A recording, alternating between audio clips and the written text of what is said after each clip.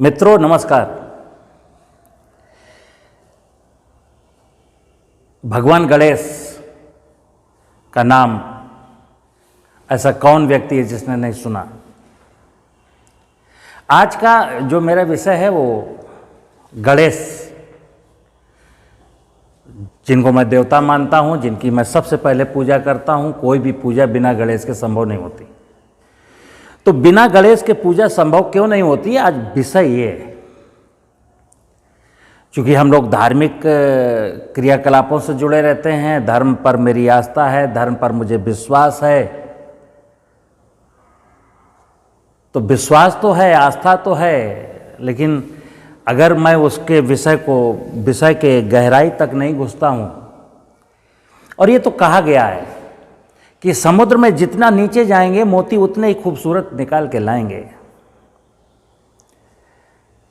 जैसे मैं बार बार कहता हूं कि आप मंदिर जाते हो तो मंदिर के गर्भगृह में घुसने का प्रयास करते हो, तो मैं बार बार कहता हूं कि जिस प्रकार मैं मंदिर के गर्भगृह में घुस करके उस मूर्ति को निहारता हूं, उसी प्रकार मुझे अपने अंदर घुसना है और जानना है कि हकीकत संसार की क्या है।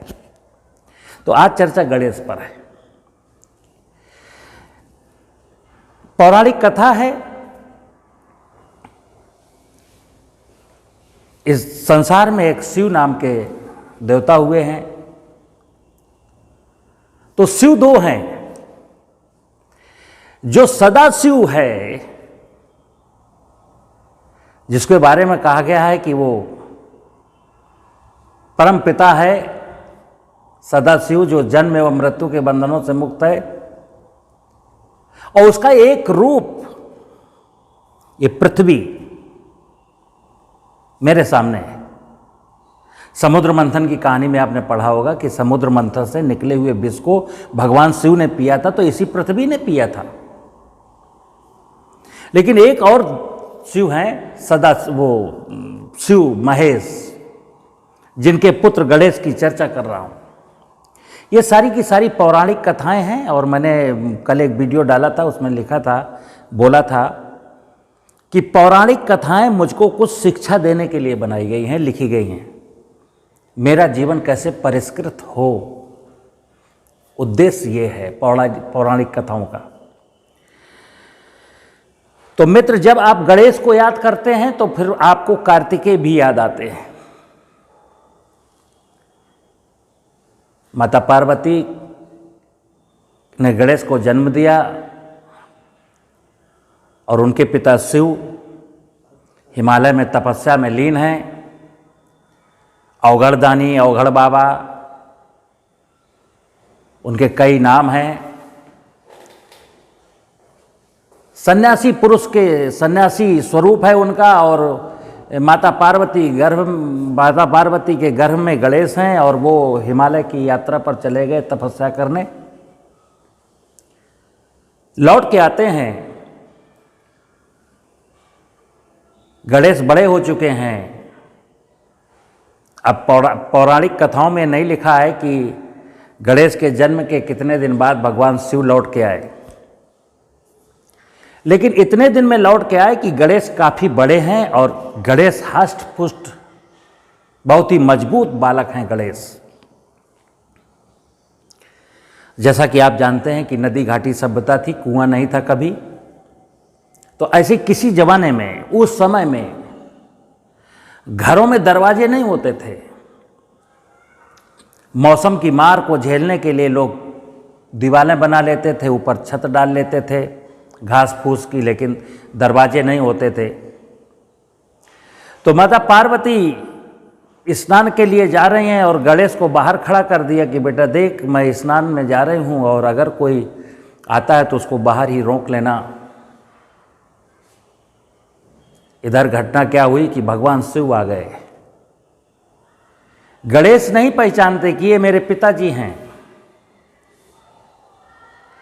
और शिव अंदर घुसने का प्रयास करते हैं तो गणेश उनको रोकते हैं कि अभी आप अंदर नहीं जा सकते, मेरी माता का आदेश है।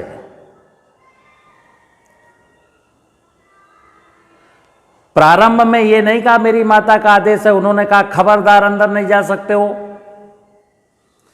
शिव जी को ये बात बुरी लग गई कि कौन धूर्त बालक मेरे रास्ते का अवरोध बना हुआ है और मुझे मेरे ही घर में जाने से रोक रहा है। शिव जी ये नहीं जान पाए कि ये मेरा पुत्र गणेश हो सकता है। गणेश को तो पता है ही नहीं। वाद विवाद हुआ और शंकर जी के बारे में बहुत सारी कहानियां हैं कि क्रोध भी बहुत ज़्यादा आता है, खुश भी बहुत जल्दी होते हैं। तो शिव जी को क्रोध आया और उन्होंने गणेश का सर जो है अलग कर दिया धड़ से। माता पार्वती को अनहोनी की आशंका हुई, एक आभास हुआ कि कुछ गड़बड़ हुआ, दौड़ के बाहर आती हैं और जैसे ही माता पार्वती को आभास होता है और शिव जी को भी आभास होता है कि कुछ गलत हुआ और ये पता चल गया कि ये मेरा पुत्र है। अब चूंकि माता पार्वती के गुस्से का सामना करना है शिव को, तो उन्होंने हूबहू एक गणेश जिसका नाम कार्तिकेय है, योग माया से एक कार्तिकेय को पैदा कर दिया। माता पार्वती जब आई तो ये दृश्य देखा तो नाराज हुई। और जैसा कि फिर पौराणिक कथाओं में आपने सुना है कि फिर जल्दी से जल्दी ये हुआ कि जल्दी से जल्दी अगर एक शीश किसी का मिल जाए और वो इस धड़ में लगा दिया जाए, तो जैसा कि पौराणिक कथाओं में है, हकीकत क्या है वो ईश्वर जाने, लेकिन मैं तो आपको ज्ञान की ओर ले चल रहा हूँ कि एक हाथी के बच्चे का सर मिला और वो लगा दिया गया, गणेश जीवित हो गए। अब कार्तिकेय ने एक प्रश्न किया भगवान शिव से कि हे भगवान, मेरे एक प्रश्न का उत्तर दे दीजिए। शिव जी ने कहा क्या? बोले आपको हम में और गणेश में से प्रिय पुत्र कौन है आपका? यानी मैं आपका प्रिय पुत्र हूं या गणेश आपका प्रिय पुत्र है? शिव जी के सामने बहुत ही असमंजस की स्थिति है। मैं क्या कहूं? अगर मैं कहता हूं कि प्रिय पुत्र तो मेरा गणेश ही रहेगा, तो कार्तिकेय का अगला प्रश्न होगा कि हे भगवान, फिर मुझे अवतरित करने का ऑब्जेक्ट क्या है? और अगर के कह देता हूं कि कार्तिकेय को कह देता हूं कि तुम मेरे प्रिय पुत्र हो, तो माता पार्वती नाराज हो जाएंगी। तो उन्होंने कहा कि तुम दोनों में से जो इस पृथ्वी की परिक्रमा करके सबसे पहले मेरे पास आएगा वो मेरा प्रिय पुत्र होगा। तो कार्तिकेय को प्रिय पुत्र बनना था, दौड़ लगा दी, कुछ समय लगा होगा और पूरी पृथ्वी की परिक्रमा करके आ गए। कार्तिकेय जब दौड़े थे, गणेश जी वहीं खड़े थे। शिव जी ने पूछा कि आप धरती की परिक्रमा के लिए क्यों नहीं जा रहे हो? तो गणेश ने जो उत्तर दिया कि पिताश्री, आपकी अनुपस्थिति में मैंने इस धरती का चप्पा चप्पा छान मारा है। आप पूछिए इस पृथ्वी के बारे में मुझसे क्या जानकारी चाहते हैं। शिव जी ने पृथ्वी के बारे में, भूमंडल के बारे में अनेक प्रश्न पूछे गणेश से। इस पृथ्वी की गहराई कितनी है, पृथ्वी की परिधि कितनी है, पृथ्वी में पानी कितना है, पृथ्वी में धातुएं कौन कौन सी हैं, पृथ्वी में मिनरल्स कौन कौन से हैं, पृथ्वी में वनस्पतियां कितने प्रकार की हैं, पृथ्वी में जीव कितने प्रकार के हैं। गणेश ने बखूबी हर प्रश्न का उत्तर दिया। शिव जी संतुष्ट हो गए और बहुत प्रसन्न हुए कि वो सदा शिव की, यानी आदिशक्ति शिव की, आदिशक्ति दुर्गा की संपूर्ण माया का अध्ययन तो अभी मैंने भी नहीं किया, जो मेरे पुत्र ने कर लिया।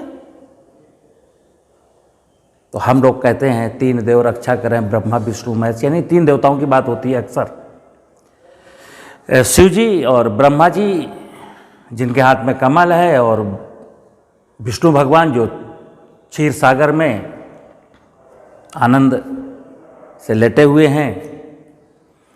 गणेश के इस अद्भुत ज्ञान को देख करके कहते हैं कि तीनों देवता इकट्ठे हुए और उन्होंने धरती में रहने वाले लोगों से, चूंकि यहां पर इतना और समझा दूं आपको, यहां पर आपको इतना और ध्यान देना है कि ये पृथ्वी पहले से है। जिस शिव की मैं बात कर रहा हूं, जिस गणेश की बात कर रहा हूं, जिस ब्रह्मा की बात कर रहा हूं, जिस विष्णु की बात कर रहा हूं, उनसे पहले भी एक ब्रह्मा, एक विष्णु, एक महेश हैं जिनकी ये लीला है, जिनकी ये माया है। ये वीडियो मैंने आपको एक बार पहले बोला था। लेकिन आज की तारीख में जिनको मैं कहता हूं कि तीन देवता हैं, मान लेते हैं पौराणिक कथाओं में कि वो भी किसी न किसी का रूप लेकर के अवतरित हुए, तो उन तीनों देवताओं ने जब गणेश का ये ज्ञान देखा तो मानव जाति को एक संदेश दिया कि हे मनुष्य, तू अभी तक हमारी या विष्णु की या ब्रह्मा जी की पूजा करता आया है, लेकिन मैं जो देख रहा हूं कि हम तीन देवताओं की पूजा करके तू किसी मुकाम पर नहीं पहुंचा, और आज एक नया देवता आया है, वो गणेश है। गणेश की पूजा पहले करना, बाद में मेरी पूजा करना, क्योंकि गणेश ही समझा पाएंगे, हमारे वास्तविक स्वरूप का परिचय गणेश ही दे पाएंगे। तो आपको दिखा दूं दुनिया में, आप किसी भी मंदिर में जाएंगे, मंदिर के गर्भगृह के बाहर ही गणेश जी मिलेंगे आपको। गणेश जी ये सिखाने के लिए बैठे हैं कि हे मित्र, तुम इस मंदिर के अंदर किसकी उपासना के लिए, किसकी आराधना के लिए, किसकी पूजा के लिए, किसके दर्शन के लिए जा रहे हो, तो मैं वो मार्ग बताऊंगा ताकि आपको शिव से या ब्रह्मा से या विष्णु से या राम से या दुर्गा से साक्षात्कार आप कैसे कर पाएंगे, ये मार्ग मैं बताऊंगा। वो मार्ग क्या है? गणेश का मतलब है ज्ञान। जैसा कि मैंने पहले बताया, गणेश की उत्पत्ति के पहले डायरेक्ट शिव मंदिर थे, ब्रह्मा जी के मंदिर थे, विष्णु के मंदिर थे, दुर्गा के मंदिर थे। लेकिन गणेश जी के जन्म के बाद जो ये घटना है, ये पौराणिक कथाओं में जो कहानी है, उसके बाद से क्या हुआ कि हर मंदिर के बाहर सबसे पहले गणेश जी को विराजमान किया गया। अब मूर्खता मेरी क्या है कि जैसे एक देवता की पूजा अंदर करते थे, वैसे ही गणेश जी की पूजा बाहर करने लगे। गणेश और कार्तिकेय दो, क्या कहते हैं, एक कहानी में दो हीरो हैं। और यहां हमको समझना यह है, पूजा तो मैं गणेश की करता हूं, लेकिन कार्तिकेय बना रहता हूं जीवन भर। यानी कार्तिकेय की भांति, चूंकि गणेश जी ने पृथ्वी के भूमंडल के बारे में शिव जी को सारे प्रश्नों के उत्तर दिए, लेकिन जब कार्तिकेय परिक्रमा करके आए तो शिव जी ने पूछा, कार्तिकेय ने कहा कि मेरे साथ तो आपने चीटिंग की है, गणेश तो कहीं गए नहीं। तो शिव जी ने कहा चलो कोई बात नहीं, गणेश नहीं गए।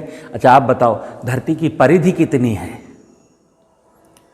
तो कार्तिकेय ने क्या कहा, आप पढ़ लीजिएगा।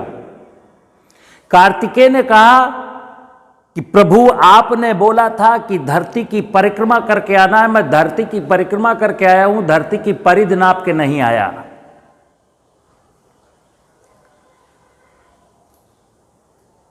समझ रहे ना मैं क्या कहना चाहता हूं? तो मैं जिंदगी में पूजा तो गणेश की करता हूं और आचरण, मेरे क्रियाकलाप कार्तिकेय के रहते हैं। जितने भी स्थान हिंदुस्तान में हैं जहाँ लोग परिक्रमा के लिए जाते हैं,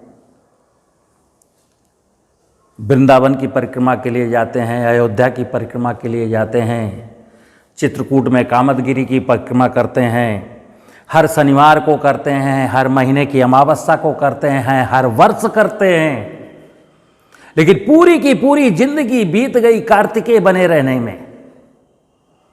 यानी परिक्रमा, ये जो शब्द है ये गणेश से उत्पन्न हुआ। गणेश और कार्तिकेय की परीक्षा से जुड़ा हुआ ये प्रश्न था। उसके पहले कोई परिक्रमा करता ही नहीं था। और तभी तीनों देवताओं ने मिलकर के कहा कि हे मनुष्य, हे धरती में रहने वाला, मेरी सबसे खूबसूरत रचना, तुम चाहे शिव को छोड़ देना, ब्रह्मा को छोड़ देना, विष्णु को छोड़ देना, लेकिन सबसे पहले तुम गणेश की पूजा करना। गणेश बताएंगे पूजा का महत्व, गणेश बताएंगे मंदिर का महत्व, गणेश बताएंगे भूमंडल का महत्व, गणेश बताएंगे तुम यहां आए क्यों। जैसा कि अभी कई लोग कहते हैं कि गणेश का जन्म हो चुका है, वो गणेश आपको ज्ञान देंगे, फिर सतयुग आएगा। गणेश तो अनादिकाल पहले से हैं, हमने उनको समझा ही नहीं। और जब आप पूजा करते हैं तो क्या करते हैं, गणेश और लक्ष्मी की मूर्ति रखते हैं। कोई भी पूजा का विधि विधान बिना गणेश लक्ष्मी की मूर्ति के संभव नहीं है। गणेश का मतलब ज्ञान है, लक्ष्मी का मतलब वैभव है। हमने कई पहले भी वीडियो में बोला है कि जब भी लक्ष्मी का विषय मन में आएगा तो लक्ष्मी का मतलब है सुख, शांति एवं समृद्धि। तो हमें चाहत किसकी है, मानव जीवन में चाहत किसकी है। मेरे जीवन में सुख आए, शांति आए, समृद्धि आए। आएगी कैसे, रास्ता गणेश जी बताएंगे।